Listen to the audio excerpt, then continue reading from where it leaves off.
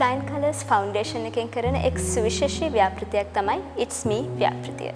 ශ්‍රී ලංකාවේ ගොඩක් ආබාධ සහිත පුද්ගලයෝ ජීවත් වෙනවා. නමුත් ඒ ආබාධ සහිත බව නිසාම ඒ අය ගොඩක් දුරට මුළු ගැන්විලා වගේ. එහෙමත් නැත්නම් ඒ අයගේ ජීවිතේ එකතැන පල් වෙනවා වගේ ස්වභාවයකින් මුළු ගැන්විලා ඒ අය ජීවත් වෙනවා.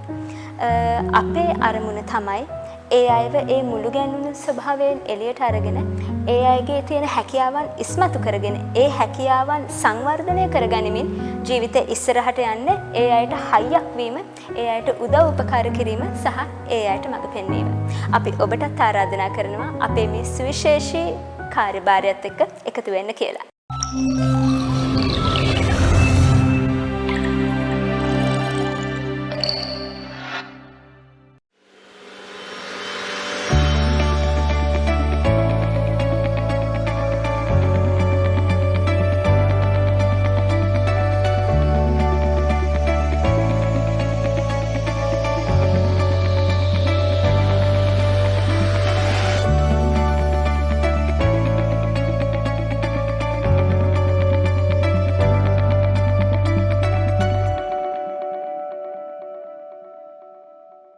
මම හෂිනි චන්ද්‍රසිරි. ෆයිබ්‍රස් ඩිස්ප්ලේසියා කියන රෝගී තත්ත්වයේ හින්දා මගේ වම් කකුලේ අස්ථි නිතර බිඳෙනවා.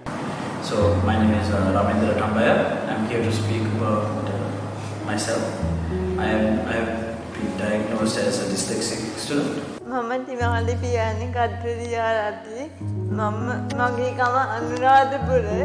මම උපතින් ඉත්නායු ආබාධයකින් බෙදෙන කෙනෙක්.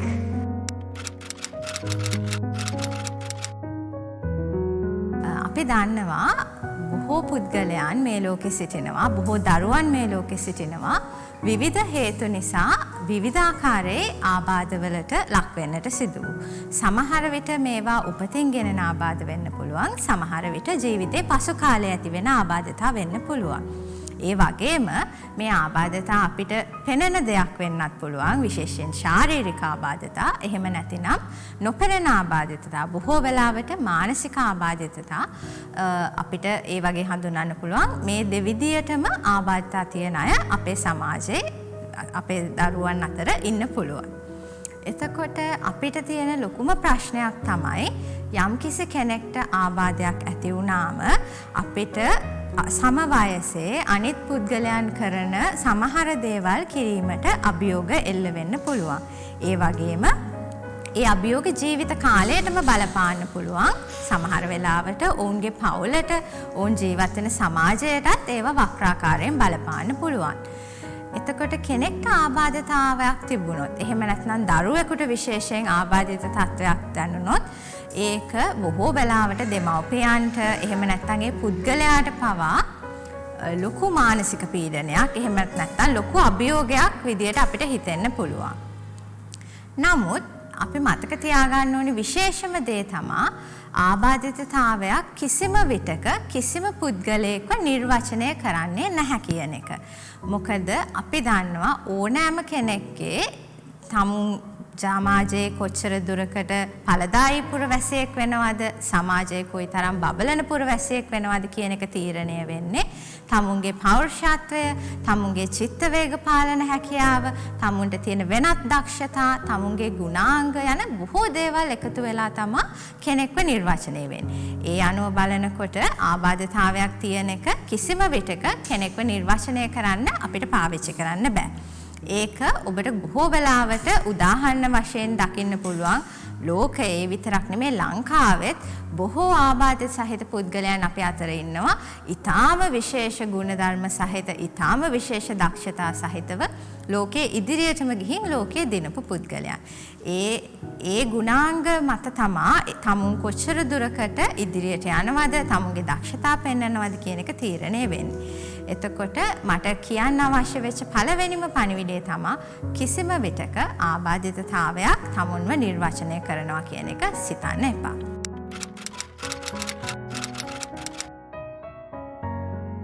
ආබාධිත තත්ත්වය එක්ක වුණත් අද මම බිරිඳක්, මවක්, ගෘහණියක්, ඒ වගේම චිත්‍ර ශිල්පිනියක්, නීති ශිෂ්‍යාවක්, Flying Colours Foundation හි නිර්මාතෘවරිය. සමාජ සේවිකාවක් විදිහට අද මම ආබාධිත අය වෙනුවෙන් විතරක් නෙවෙයි මේ රටේ උපකාර අවශ්‍ය ගොඩක් අය වෙනුවෙන් ගොඩක් දේවල් කරනවා. And right now, just to say that I'm actually, it doesn't matter even if we are dyslexic or we have that symbol that says that we are this. We can get out of it with the support of our family members and the teachers and the doctors that actually help us. We'll be able to go through it. And right now I am working at a hotel at the moment. And it is not easy, but you can go through it with the support, and you have to have the motivation and the determination to show yourself that you can do it. Even though people say that you can't or say that you have this, at first it does come off like an excuse, but you can do it. It's nothing you can't do. Though that they say you've lost these things, there are certain things that you would have gained. It's like when a person is deaf, there are others abilities increase. So for us, maybe our reading, writing and spelling go out, but then my mathematics, like I got good grades for my O-levels, and now I'm able to stand on my own 2 feet and talk to customers. I do hospitality, and day in, day out I help out a lot with my work. My work colleagues do know about my past, but the only thing that they help me with, which I struggle, is speaking in Sinhalese and reading the ID. But other than that, I get support, and I'm able to still move on. I'm Amrita Tambaya, Ramendra's mum. When we realized that he was dyslexic at the age of 7, it actually broke my husband's and my heart because we didn't know how to go forward. But then our families are such that we are open to things like this, and then we, with the strength of the family, Dr. Adantan, Dr. Raju Vijay Singh, we actually moved forward. And as parents, we need to take the stand that if our children are special, we need to be able to help them to face the future boldly. There's nothing wrong with them, it's just that they're different, and we have to show them the way to move and motivate them to move forward. My son achieved a lot through school. He did sports, he was in a choir, and today he stands tall in his workplace. He graduated, and so as parents we need to really motivate them, not fall behind or feel shy about it or hide our child, but know that there is a lot of potential in our kids. They are all different, and we need to treat them that way and move forward.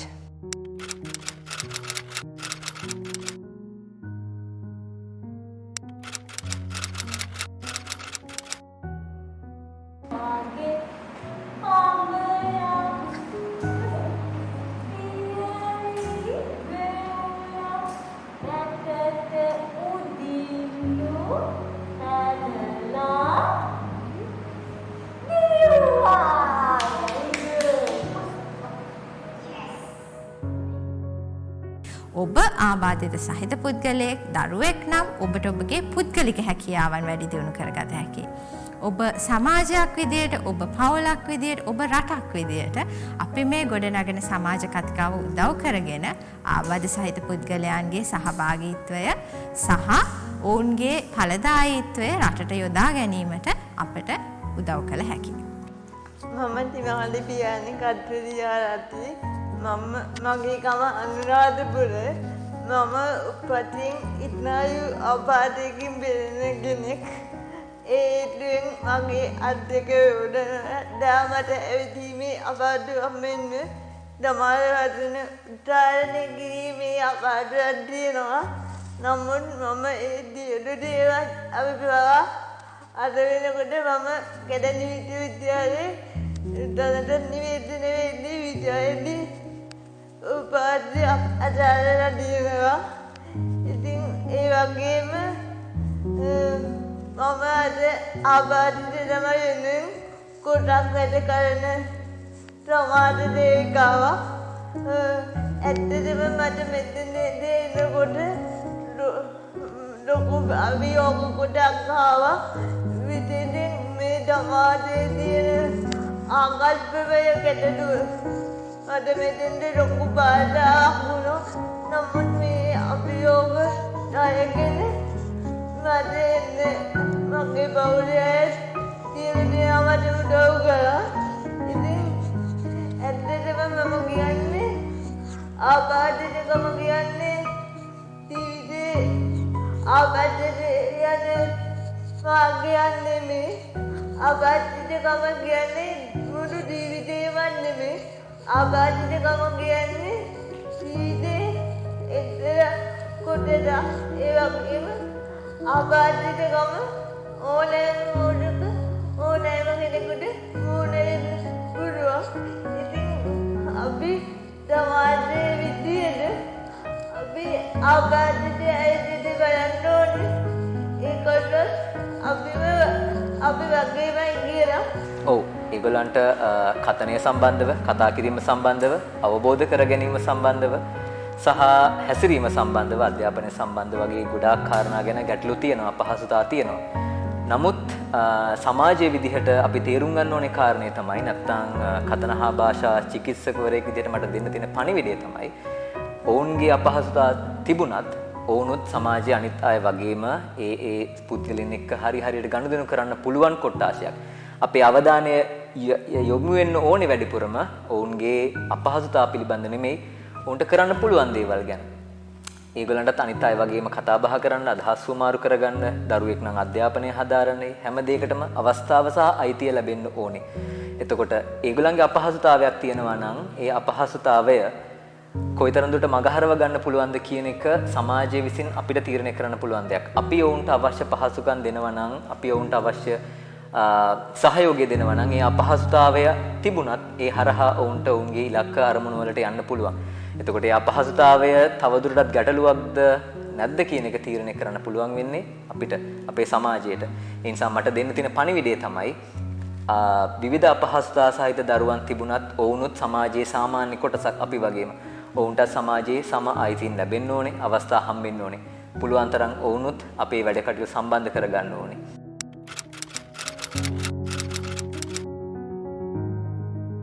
ලෝකයට විශාල අලුත් වටිනාකම් එකතු කරපු ආබාධිත අය මේ ලෝකේ ඕන තරම් ඉන්නවා.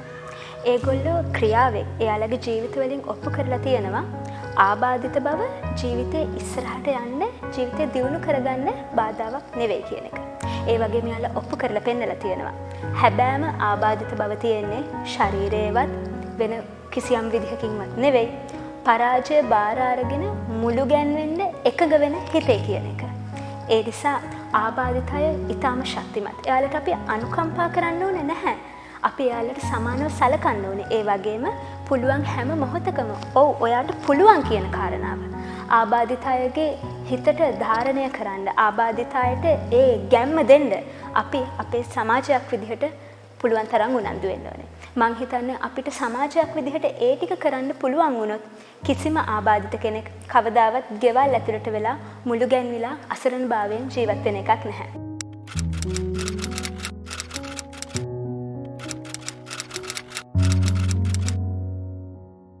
ඉතින් ඇත්තටම ආබාධිත තත්ත්වයේ තියෙද්දි උනත් සාමාන්‍යයට වගේම ඊටම හොඳට මේ ලෝකයට අපෙන් එකතු විය යුතු සුන්දරත්වය ඊටම හොඳට අපිටත් එකතු කරන්න පුළුවන් කියන පණිවිඩය මම මේ වෙලාවේ දෙන්න කැමතියි.